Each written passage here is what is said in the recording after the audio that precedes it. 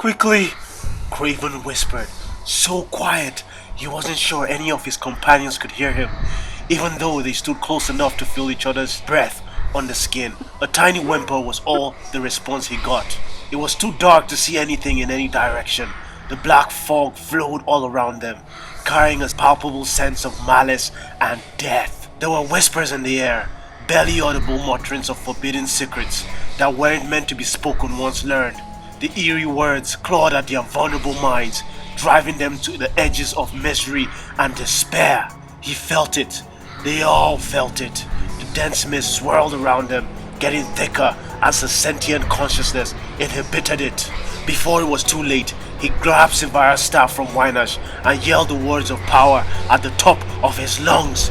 Ignar, Severa, Lumi! The darkness dissipated with the crippling weights they felt on their minds. The staff ignited with a bright light, taking the shape of the god queen they worshipped. Severa. She was made of pure light. Like her statues, her beauty was cold and breathtaking. She stood naked, with her long white hair flowing around her like she was underwater.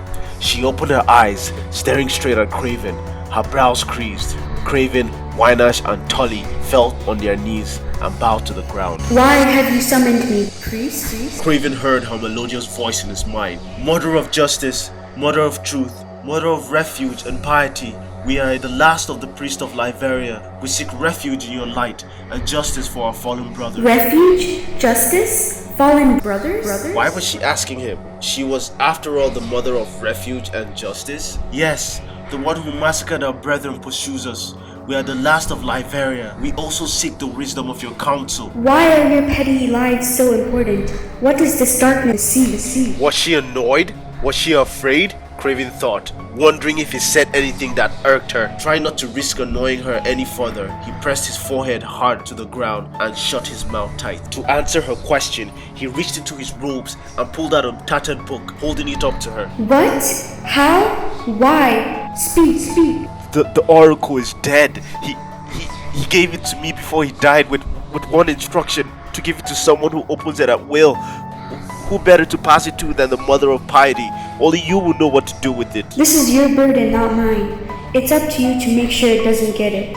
Your ignorance has put everything at risk. Despite himself, Craven lifted his head to look at the goddess he revered his whole life. His skin paled at the sight.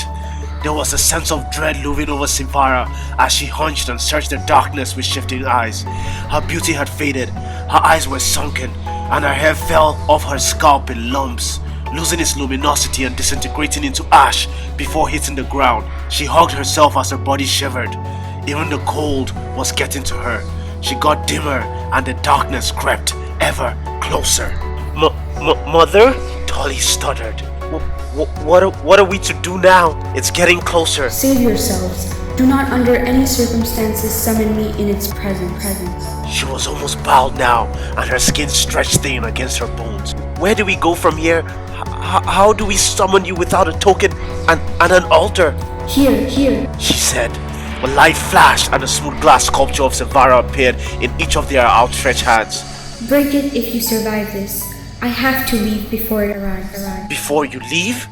Wynash asked, as her light got dimmer and her image became more and more transparent. The further we are from the temple, the more memories we lose. We might not remember this conversation in another 5 steps. We probably won't survive this. Your journey is yours to walk. I repeat, do not summon me in its presence. If you intend to survive this, run. No matter how fast Craven ran, it didn't matter. He could feel it getting closer from every direction. He might have been running to his death, towards the edge of a cliff, but he would have never known. He couldn't see a thing. Severa wasn't enough to protect him. Just a few days ago, the thought was enough blasphemy to get publicly executed. His heart ached. At the start of their escape, he was afraid of the memories he would lose the further he got away from the temple. Now, every memory Craven lost alleviated some of the pain he felt at his core. Craven had the thought behind him. Tully? Something was dragging him away. Craven cared for only a moment before his memories became hazy.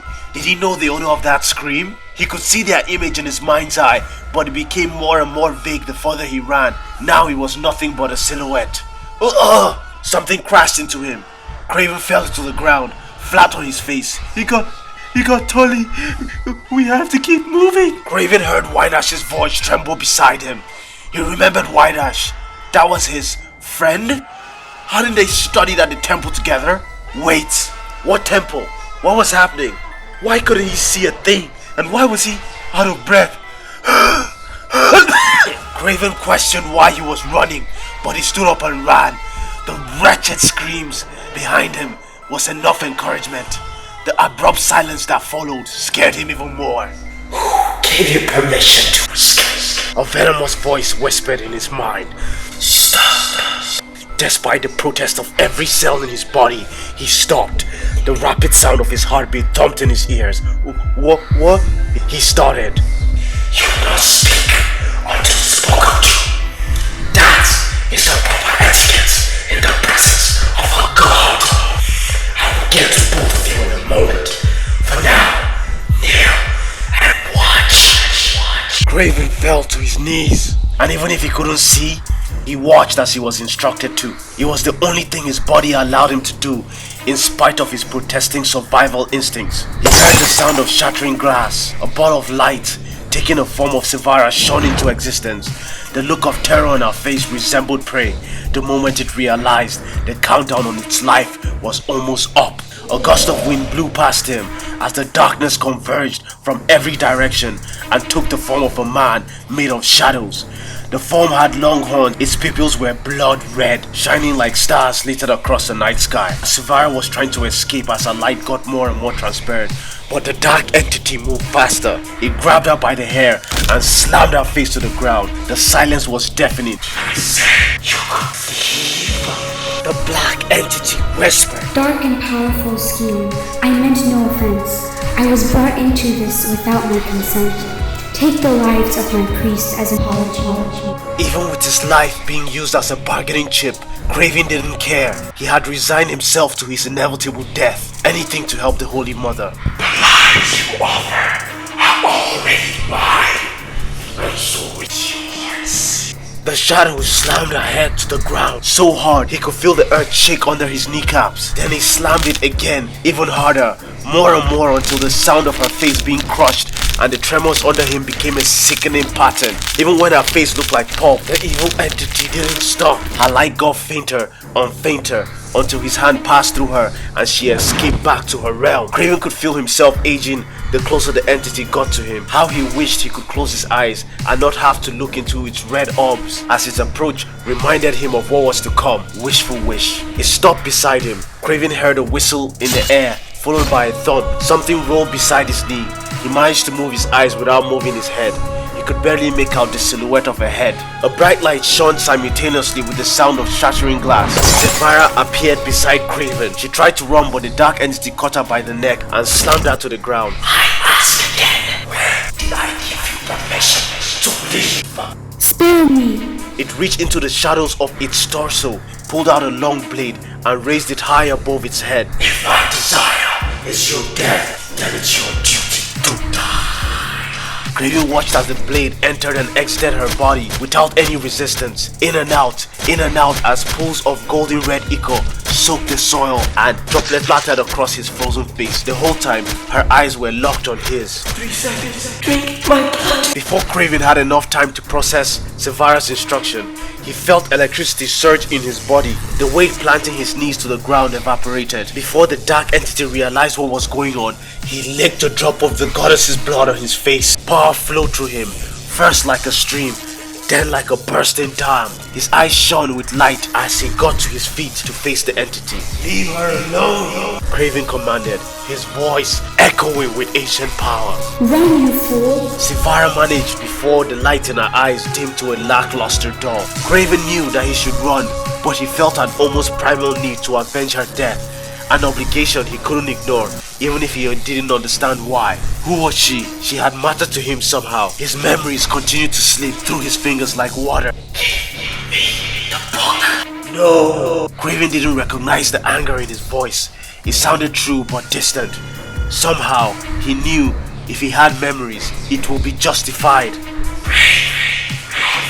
It mocked. I wasn't as The entity moved faster than Craven could see. Craven stumbled backwards, raising his arm to protect himself. The blade cut through his elbow, slashing across his face. He screamed in pain as he fell to the ground, writhing.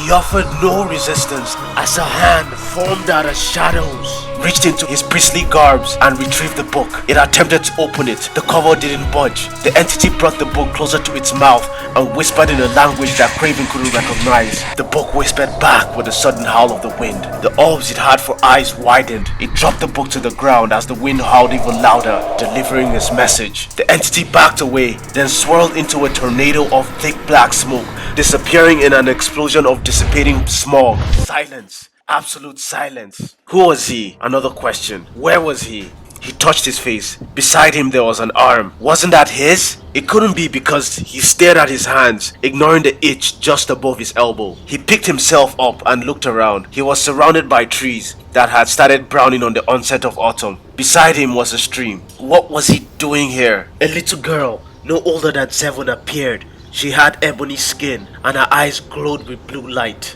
There was something familiar, but he couldn't quite place his finger on it. She walked up to him and placed the book in his hands. It has chosen you to find the next oracle. Don't drop it again if you value your life. Where did she come from? Who was she? How lucky. You have forgotten everything. In any case, I will answer the questions you ask yourself. I am your goddess and you will do as I say. Do it! Just do it! Yes, you can! Just do it!